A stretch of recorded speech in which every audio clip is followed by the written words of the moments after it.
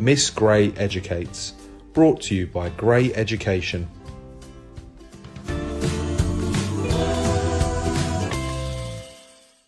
Albert the Alphabetical Elephant by Roger Hargreaves. Once there was an elephant, an unusual elephant. Albert. Nothing was unusual about that. Albert was a bright blue elephant with yellow feet, which is not, you must agree, a usual elephant colour. And Albert had a very unusual trunk. We'll come to that later. One day, while out for his morning stroll, Albert met a little girl. She was reading a book.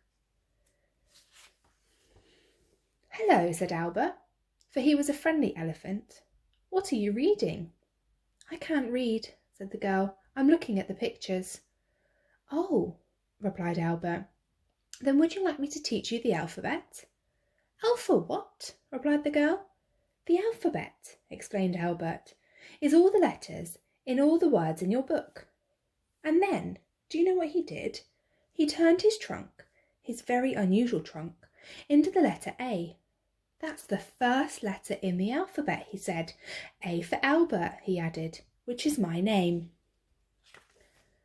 "Now," continued Albert, "what colour am I?" "Blue," said the girl.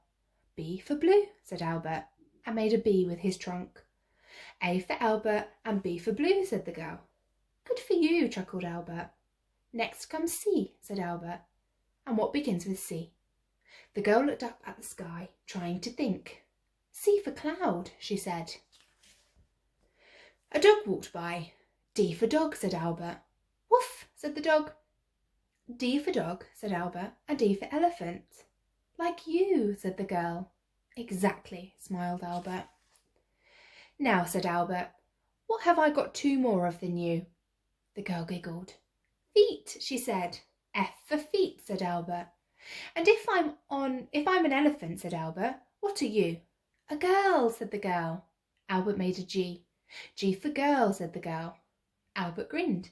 "I'm glad I'm not a boy, beginning with B," said the girl. "Then H for hen," said Albert, "and I for insect, J for jump, and K for kick," he added. "Now," said Albert, "let's go for a walk. I'll give you a ride. So up you go." The girl climbed up onto Albert. "And what," asked Albert, "am I walking with?" "Legs," said the girl. "L for legs," laughed Albert. "And M for me," laughed the girl. "You've got a trunk instead of a nose," giggled the girl. "Naturally," said Albert. "And now," said Albert, "N for nose." "And then what begins with O?" asked Albert. "O for off," said the girl, getting off Albert. "Then P for pig," said Albert. "And Q for queen," said the girl. "And R for road," laughed Albert. "And S for sun," laughed the girl. "Now," Albert continued, "we come to T. T for tail," said the girl. "True," said Albert, "but I can't turn my tail into a T, only my trunk." "Now U for up," said Albert.